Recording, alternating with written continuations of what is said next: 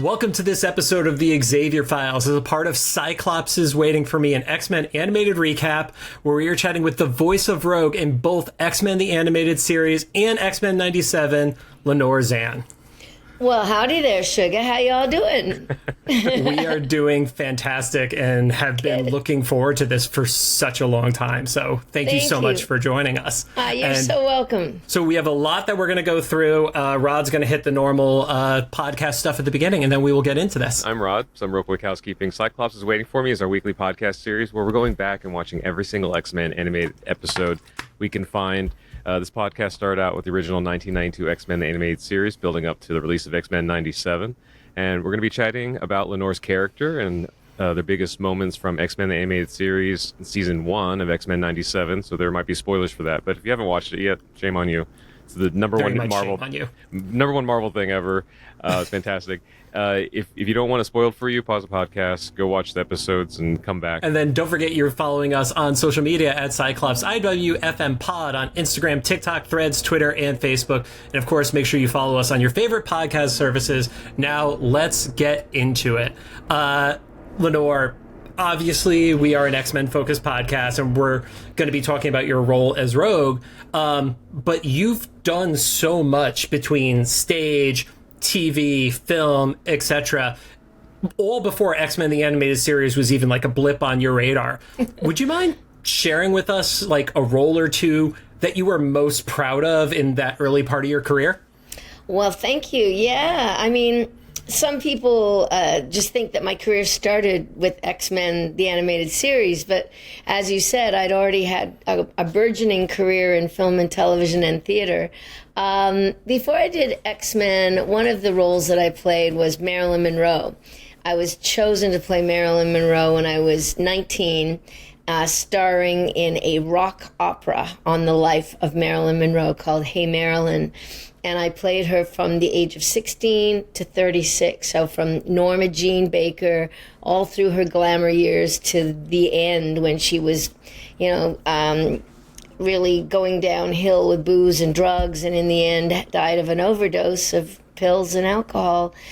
And so that role really hit home for me, and I gave it everything I've got. And the newspapers across Canada at the time said, a star is born. So that kick-started my career. And one of the plays that I did that I got to do in Toronto and Chicago and New York, I worked on it for 3 years, was a play called Unidentified Human Remains and the True Nature of Love. And I played the female lead in that show. And that got me into the States. That got me my green card, got me to be able to work right across the country. And it was a wonderful opportunity for me to then just start working in the States. I went back to Canada at one point shortly after it, and that's when I booked X-Men. Mm-hmm. So I did do the first season of X-Men from Toronto, but then after that I was doing it in other places as well. Got it.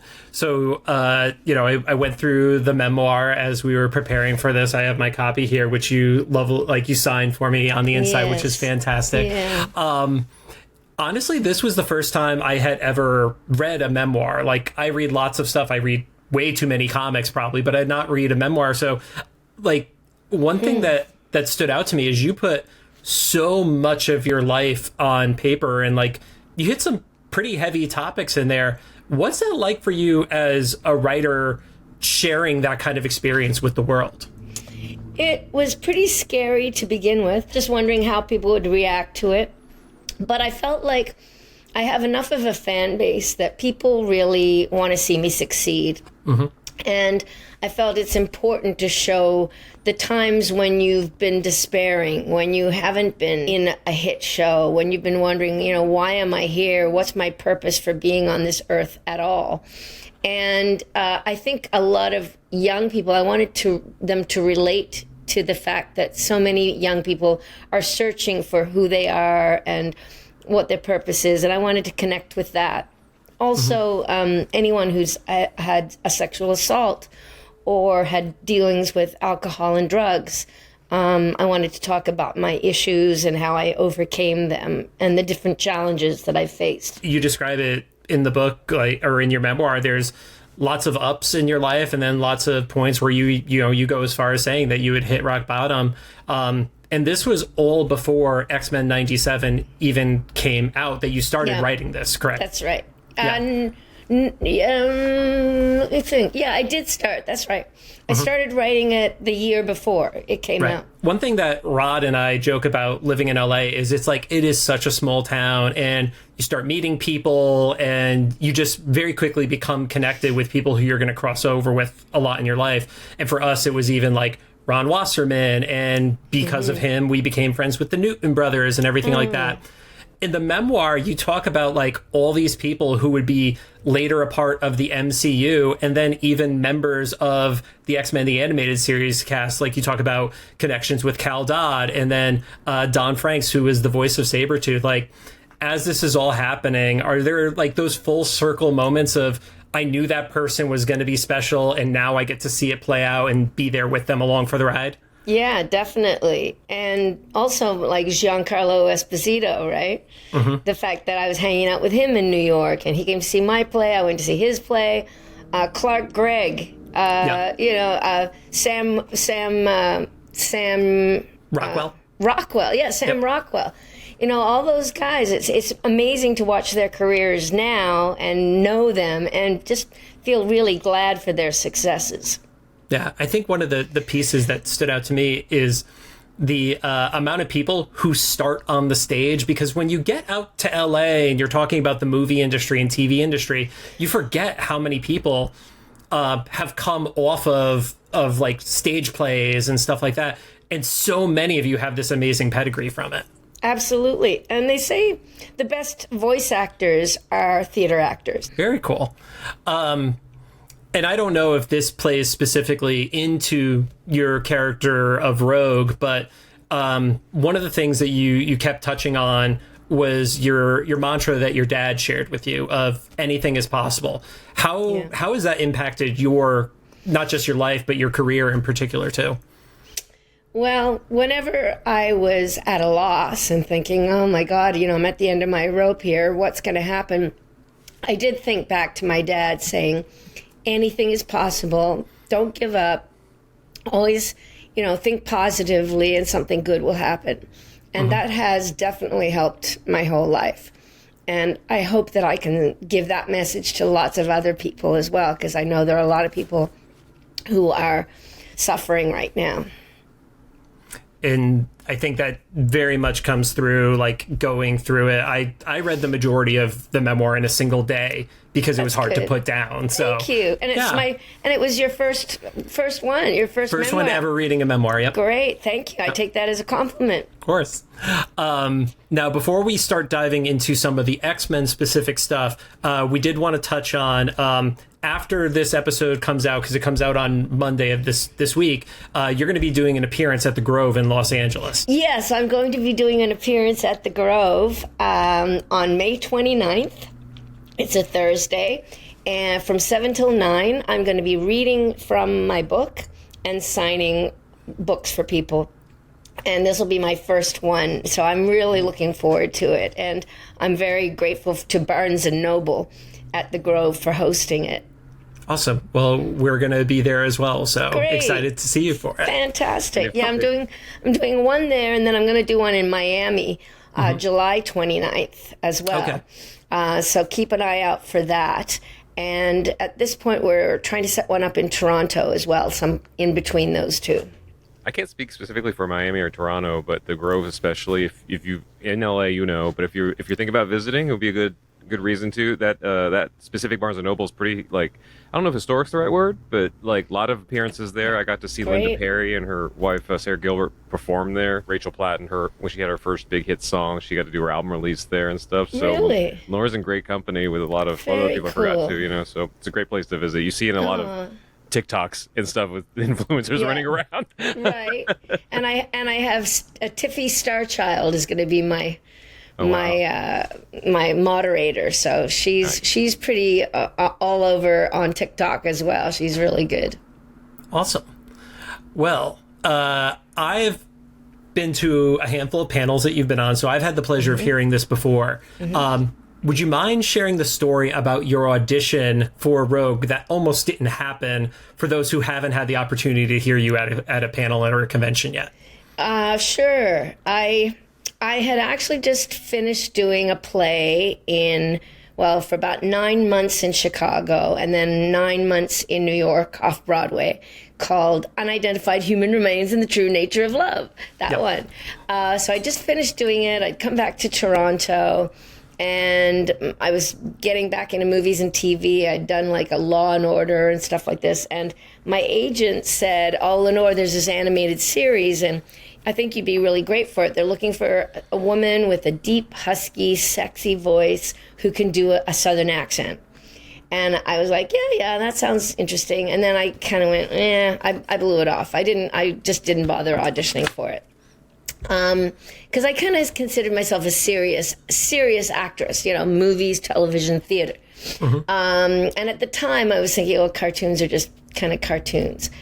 And so then I get a call from her maybe a month later, "Lenore, they are still looking for the actress to play this particular part in this animated series, and they haven't found her yet because I know it's you. So get your ass in gear and get down to the studio and audition." So I was like, okay, it's the callbacks. All right, I'll go in. And then I saw a drawing of Rogue in the waiting room, and I went, "Oh, I like her. She's got sass. She's got attitude." She had her hand on her hip, and she was like flipping her hair or something. And so I just took a look at the character, and I walked in, put the headphones on, and said, "My daddy liked to kill himself when he found out I was a mutant." And I heard this big scream on the other end of the headphones, and it was Larry Houston in Los Angeles. I found out later. Yeah. Saying, "Don't let her leave the building. That's the one. That's Rogue. That's the voice we've been waiting for." And that's how I got the part of Rogue. That's awesome. And like you said, you almost didn't go for it. Yeah. And I never did get to meet Larry or the Leewalds, the writers, for 25 years. We finally got to meet 5 years ago at a 25-year reunion that was held for the X-Men in New Braunfels, Texas, a small little Texas town. Yeah, at a Comic-Con. Yeah. And that's where we got to meet them. We met the Leewalds, and we met Larry. And we all got along like a house on fire, and we went out for dinner at the end of that Comic-Con, and we said, wouldn't it be nice if somebody was to buy the rights to the show and reboot it and bring us all back again? Right. And we said, let's have a drink to that. And we all put up our drinks, and we said, okay, manifest it to the universe. here we are 5 years later, and we're all back doing the show. So amazing. That's awesome. What I'm hearing is we have you all to thank for bringing it into the universe. And I thank the universe for bringing it to me, to us. Yeah, pretty amazing. So once you start going through the scripts and you're reading the character, what are the thoughts going through your head? Because compared to a lot of the characters of the 90s and especially the 80s, Rogue was never the damsel in distress. She was never just the side love interest. She was strong and powerful. Like, what was that like for you, especially coming off of the experience of being a more, like you said, serious actor? That's what I liked about the character. I never really did play ingenues.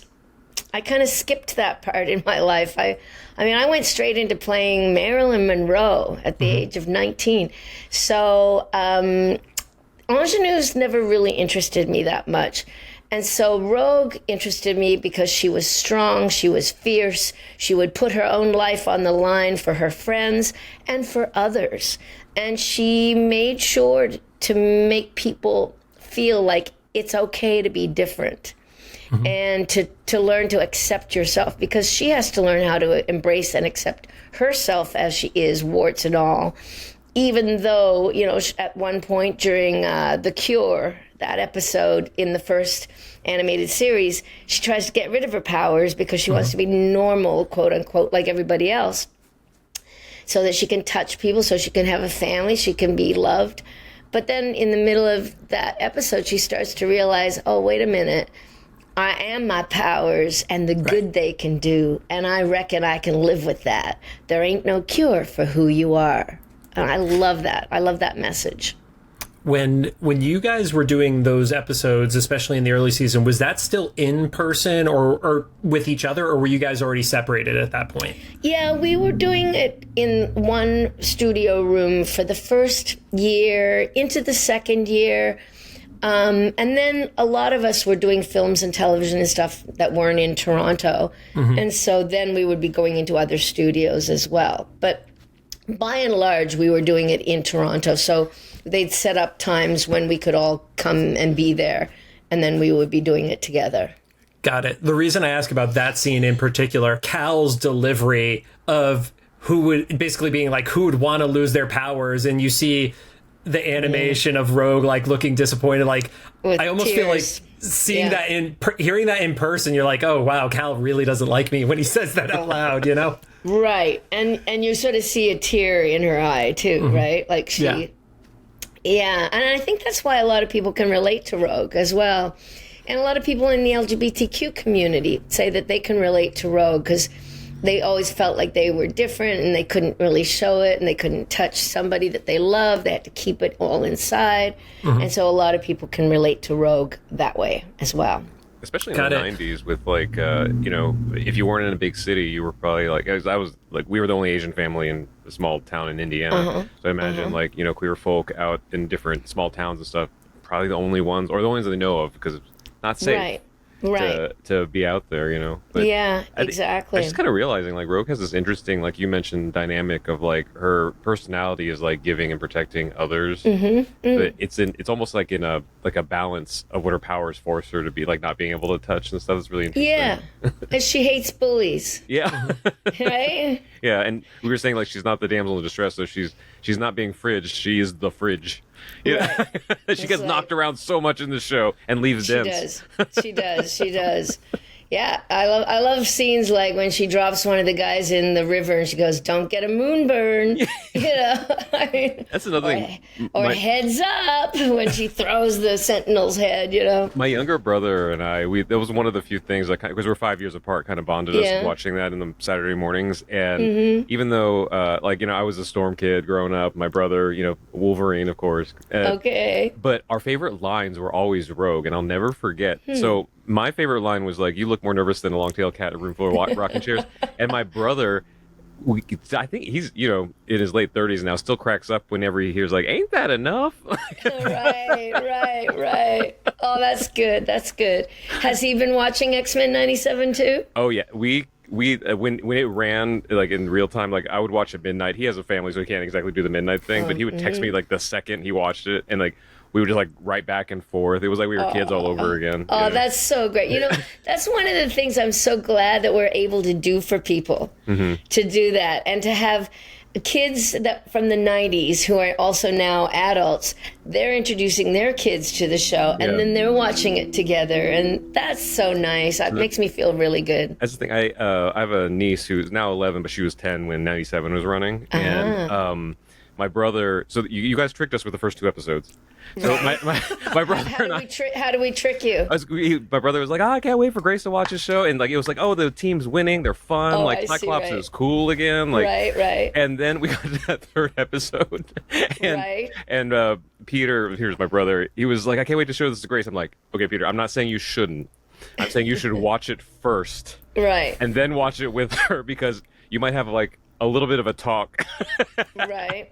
And then, by the time it got to episode 5, like Peter, just watch us the next day with Grace. Because you need to be prepared to what you're. And did she like it? I think so. Because that Christmas I ended up getting her like the whole like play sets of 97 action figures and the Blackbird or you call the X-Jet, yeah. That's fantastic. Stuff, so, yeah. Oh, what a great uncle. Well, what a great uncle. She's a great niece because she gave me and my brother like easy cheat codes. We just got her to the stuff we want to get. That's so nice. You know, when my nephew, my oldest nephew, I have 2, one's 25 and one's 21, but when the older one was like 4 or 5, I was doing a show called Rescue Heroes. Okay. I played Wendy Waters in that, who was a female firefighter. And there were dolls, the action figures. And in fact, they came out with them where you pressed a button and our voices came out, wow. Nice. which is really cool. And there was like a fire station and stuff like that. So every time there was a birthday or Christmas or whatever, I'd bring him another toy home. And that we had that together, which was really nice. He still remembers that. Kind of spinning off of like Rod's stories and stuff like that.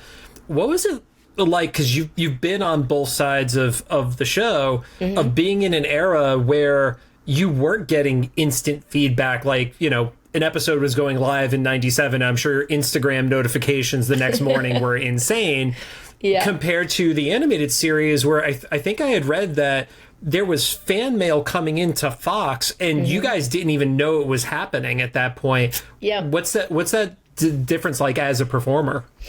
Well, back in the day, in the 90s, there was no internet, there was no social media, there was no Wikipedia for us to look stuff up, and there were not even emails, right? Right. So, yeah, we were basically acting in a void. We would do the performance for each other. We'd crack each other up, too, half the time, and then we'd all go out and have a few drinks together after the session, and that'd be it. We wouldn't see each other till the next session, And we never did really know how our show was hitting people. Maybe at one point later on in the 90s, I got some bits of fan mail that were sent directly to my agent in Toronto. And some of those were from like folks that were in the Army or Navy who were stationed in like the Gulf, and they said that they were watching our show VHS on the ships, and that it was like their safe place, and they felt really good watching it, and they just loved my character because she would fight for her friends and stand up for people. So that was kind of cool. But for the most part, we had no idea how successful the show was until about 5 years ago when we went to our first Comic-Con. and that's when it started. That's when we started going, what are these people here for us? Like what? And that's when we started to realize, and then people started telling us their stories about what the X-Men had meant to them as kids, and saying you were my childhood. You're the voice in my head when I read the comics.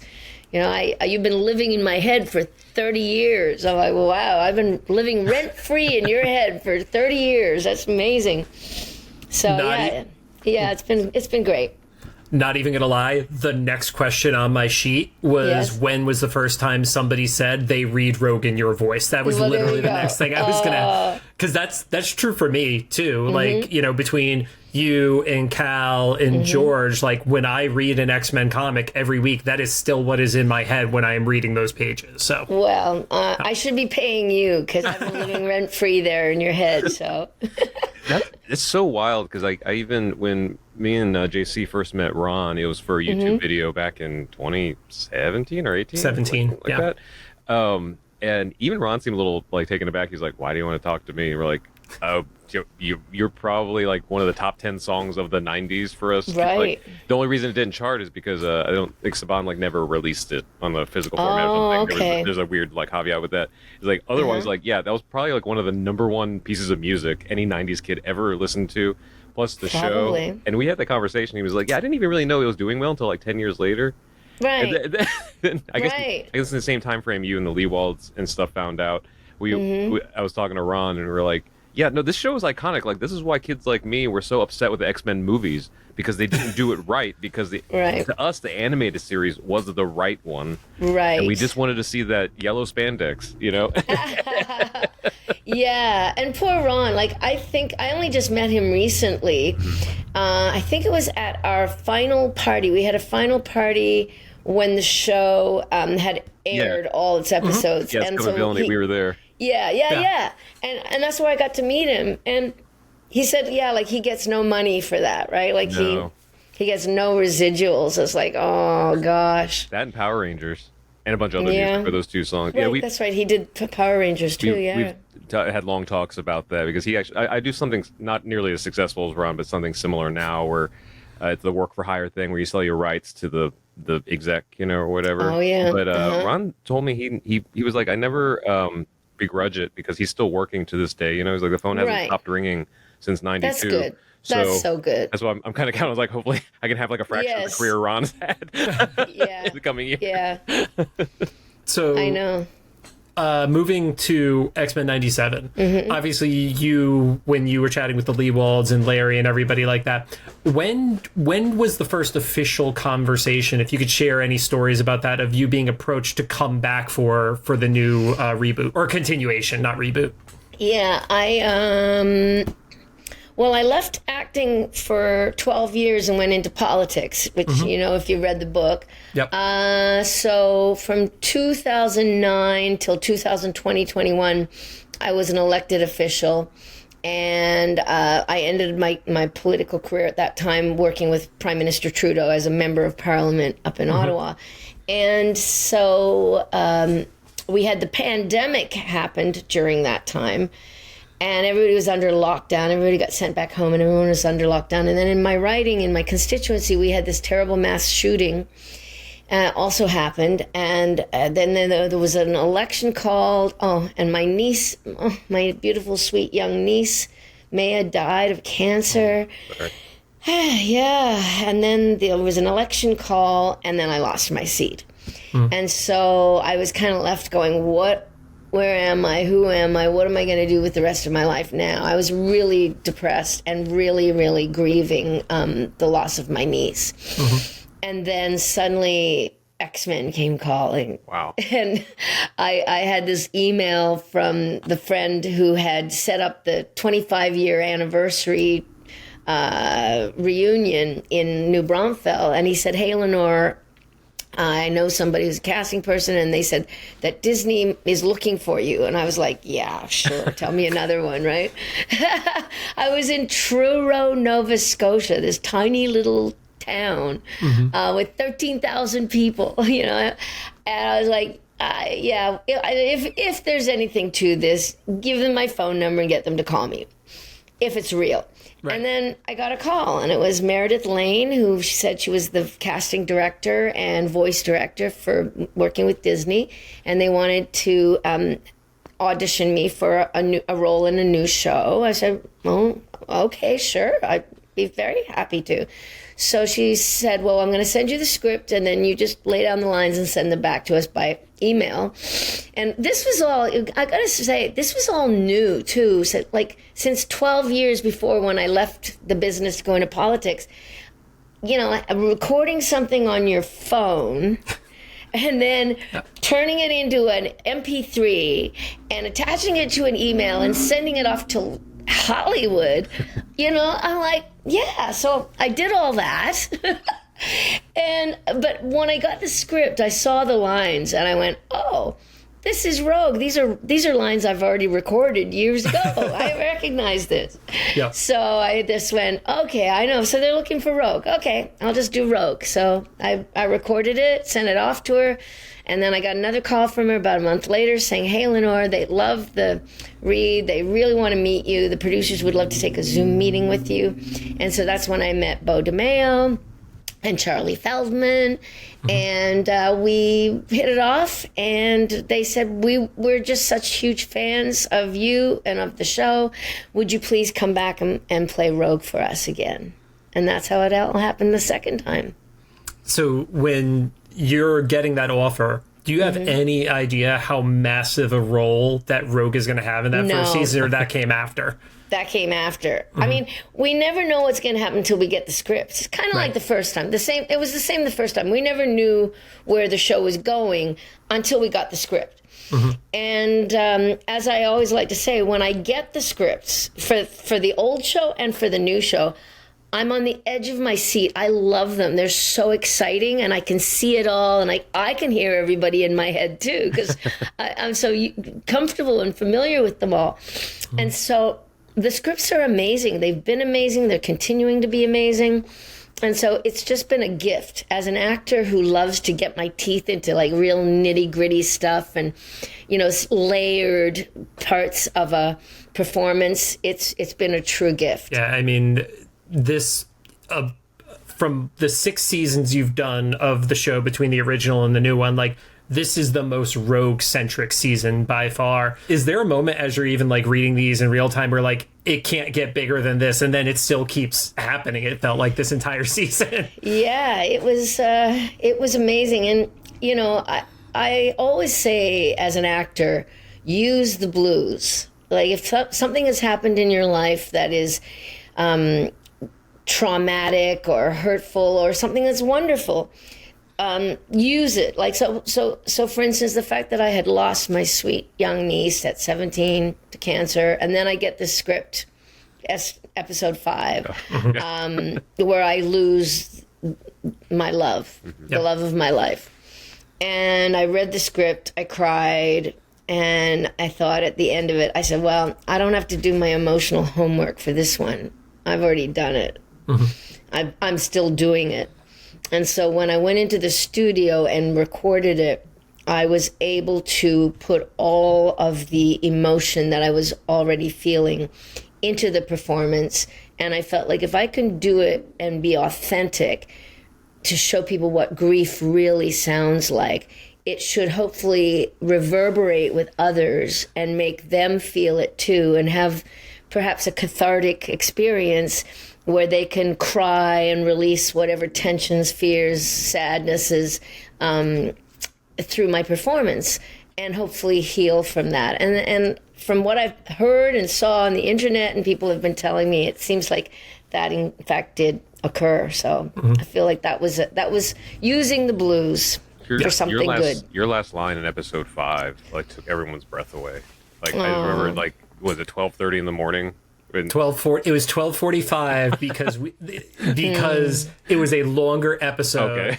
And I think I had literally started the episode a minute before he did, and I was just waiting by my phone because I knew there was going to be a late night text as soon as he got to it. I'm just like sitting there with my cat in the dark, like, like we all lost Gambit together. And then Rogue's line, and we're like, when we have to wait a week, like, and it didn't even matter. We had to wait a week because he's gone. You know, like. And actually, I think you had to wait 2 more weeks because there was another episode in between. The storm episode, right? Which was also intense and beautiful. Don't get me started. And then we didn't get back to Rogue and Gambit again until episode 7. Yeah. And then Rogue goes rogue, and I loved every minute of it. I was gonna say, when you said like when you pull from your real life experiences and stuff, like how relatable Rogue has always been, especially in this season. Like when the drop happens. Like all of us have thought about it, right? maybe we don't go to, but Rogue gave us that like satisfaction of like, okay, maybe I can't ever do this in my real life, right? But we got to feel it, you know, a little. Yeah, yeah, I know. Same sugar. I will share since we started doing this show, I've had 2 moments that have broken me. The first one was when we got to chat with the Leewalds, and when we chatted with them, we actually did the rewatch of Graduation Day. And hearing Julia in particular talk about those goodbyes that Professor X gave to the team, and then Julia's voice starts cracking, and then Eric's voice starts cracking, and then my voice starts cracking in it, and the other one is those final moments. And thank you. Totally honest, I could not rewatch the episode. It took me a year between the last time I watched it and then I rewatched it in preparation for today. And it actually hit me harder. Like, wow. It hit harder a year later for me. Wow. Had something happened in your life in that year, or it's just... I think the world being what it is right now may be a part of it, but I think it was also like, it was such a pure storytelling moment. And then I don't know if you had heard about this. Emmett, the director of the episode, they did a panel at QCon here in LA a few weeks ago. And I had asked what was their proudest moment they directed, and they particularly pointed out that moment. So that's well, it's just so beautifully done, the whole thing. Like I always say, it's a team effort with the art and the direction and the writing, the music, the acting. You know, I'm really proud of that episode too. And I mean, that's the one we got nominated for an Emmy for, you know, and then we won Critics' Choice, which is great. and we won an Astra Award as well, and we won a GLAAD Award too. So yeah, that it definitely has legs, and I think that it's important for people to feel their feelings, especially right now with everything that's going on in the world. And, and that was on my mind too, even at the time, just the fact that there was so much suffering. Like there were people dying. Even during the pandemic, if you didn't have someone yourself that died, you knew someone who did, or you'd been watching the bodies pile up, and the body counts, and it was overwhelming. So I felt like a lot of people, I think, are grieving deeply, deep underneath the surface, and they didn't even really know it. So I hoped that through that performance, it might help break them open a little bit so they could feel it and release it. Definitely. Do you feel like that is the biggest moment you've had with the character, the one that you point to for Rogue? For sure. Yeah. For sure. I mean, in the first iteration of it, A Rogue's Tale, getting to hear Rogue's origin story for the first time was great. Loved that one. And The Cure, I loved that one as well. But in this show, obviously, episodes 5 and episode 7, even, his name was Gambit. Remember it. That was so fulfilling as well, Has anybody given you the card that has his name is Gambit on it? Because that came out with those the finest cards that I know you've done some signings for and stuff like that. You know what? I don't think I've seen that one yet. Okay, I will make sure we get one for you. Wow. Yeah. No, I don't have that one yet. No. Yeah. There's an insert set because they have all the character cards, but they have some that are called the greatest hits, and they have some of those moments in there. So wow. Okay. Great. Yeah. I do want to ask, since you are the first of the cast who has been on both shows that has joined us, we've had AJ, we've had Matthew, we've had Isaac, we've had JP. What was it like coming from the original series to now being a mix of the original crew along with these new kids, I love it. Yeah. Those guys are like my brothers, and when we get together at Comic-Cons to see each other, it's so nice. It's just, it feels right. And Ray as well, Ray Chase. Got to see him just recently as well in Chicago. I mean, it's just so nice. They're such fun and loving guys, and the women too.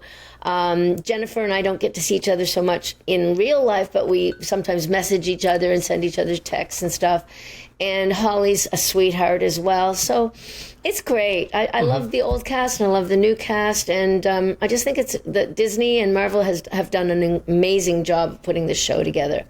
Absolutely. And kudos to everybody involved. We would never ask you for anything that's a spoiler because we don't want anybody ever getting in trouble for being on our show. But I would love to know, as season 1 was wrapping up, was there anything you wanted to see happen for Rogue in the future after those emotional final episodes? Yeah, I wanted to see something with Mystique in the future because I love some of the stuff from the original show where you find out her backstory with Mystique and Destiny. Destiny, I don't think had come into it in the original one either, but I wanted to see some more of that and get some more of that stuff between mother and daughter because those are universal themes as well that I'd like to explore, and I think that there are a lot of people out there who would love to see that. Yeah, because we watched X-Men Evolution following the end of X-Men the animated series, and Destiny is a part of that, and especially as a weekly comic buyer, I love that dynamic, especially with your step sibling and everything like that. So I would love to see that as well.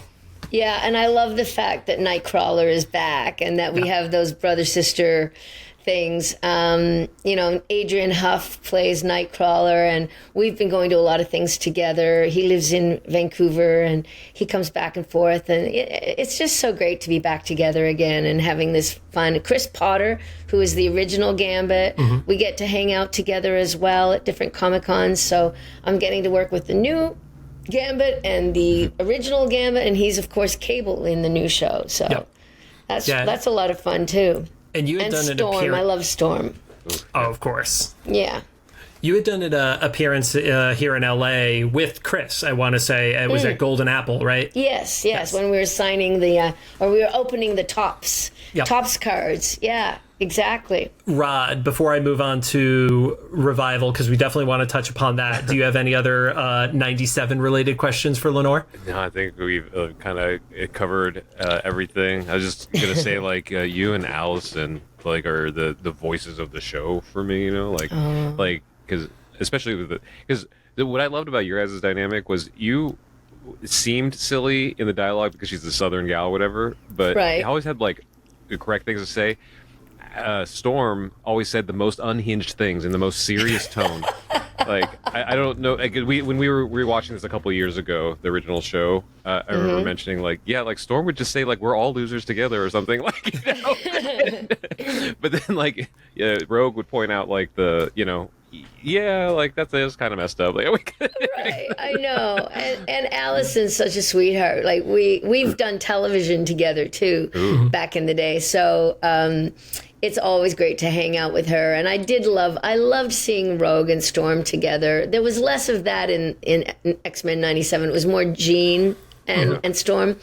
But I love their relationship, and the fact that you can have a white Southern girl and a black kick-ass character and they're best friends, I think is great, and it says a lot. Yeah, that's incredible. So on June 12th, you are going to be a part of the show Revival, which coincidentally, one of your co-stars is a former coworker of mine, Phil Brooks, who is CM Punk in WWE. Oh, really? Okay. So would love to hear what you can share about your role as it's Jeannie Gorski, correct? I'm not saying the name wrong. Yeah, okay, correct.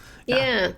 Yeah, well, as you know, it's based on the comic book series called Revival, which has come out with a compendium just recently, and the compendium is about this thick. And Jeannie is a character in the comics. She's the dispatch officer at the local sheriff's station, which is sort of where the meat and potatoes of the show takes place. It all revolves around this sheriff's station. But it's one day in a sleepy little Wisconsin town when the dead suddenly come back to life. And it's like, and they want to take their place back in society again, where they left off, as if nothing has happened. So it's a mystery.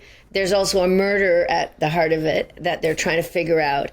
And I have a feeling it's going to be a big hit, because I'm telling you, I've seen some of the rushes. I've seen a sizzle reel, and the trailer looks amazing. It does. You know, so it's going to be on Sci-Fi Peacock a week later after the June 12th. But I have a feeling people are going to really love it. I was watching the trailer as we were prepping for this, and it looks fantastic. So I'm excited to see it go. Yeah. I love it. And JC told me right before this, like, go watch this trailer. And I didn't know what to expect because I'm not familiar with the graphic novel or the comics. Right. And I was like, this is insane. Like, it looks really well done. Like, it doesn't look like it looks more than like a TV show. And I know. What I did love though too is like this is another kind of series or property for you where it seems like they're going to be dealing with some persecution or prejudice because like I like that they had like segregated the revived is what they called them. Is like how did you make it sound like a slur, man? Like and we don't know what the context of that is. Maybe in the show there's more nuance and stuff, we haven't seen it, but like it's interesting that like when there's different groups of people in the world, that is kind of like a weird like negative human nature thing. So you're in that world again. There's also a sort of beatific zealot, a beatific sort of religious zealot who's in there, and he is something. Oh, I think he's Stephen Ogg is his towards name. the end of the trailer, right? Yeah, he's really good. If people don't recognize Steven's name, he has been both Trevor in Grand Theft Auto 5, as well as he was the problematic robot in Westworld, is the best way I could describe him. Right.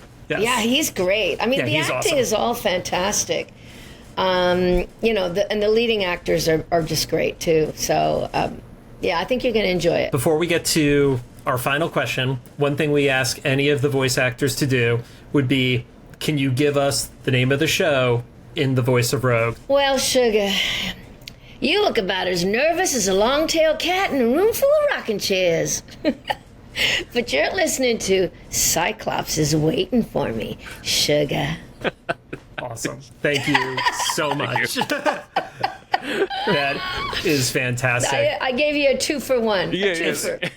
It's awesome. We love anything when we get to talk to the people who made this amazing show. I feel like we're a family. You know, it's this X-Men family, and we're all in there together. And when I meet people at Comic-Cons who are partners and who both love X-Men, they're so happy. Yeah. You know, and I'm like, you know, maybe somebody should start a dating site for X-Men fans, because people who love X-Men think similarly, right? Yeah. And they hate bullies, and they're all about, you know, we're all in this together, and it's okay to be different, and like, let's love one another. So, you know, that says a lot right there. Well, one final question for you. Sure. And this is the one that we get deep with it. Okay. If somebody was to get introduced to X-Men the Animated Series or X-Men 97 today for the first time, and your portrayal of Rogue is the only thing they know about the character, they don't know the comics, they don't know the movies, anything else, what do you want the main takeaway of Rogue to be for that person? I want Rogue to be like a nice, warm hug where they feel like they are embraced by a loving persona, and they are accepted and appreciated for who they are.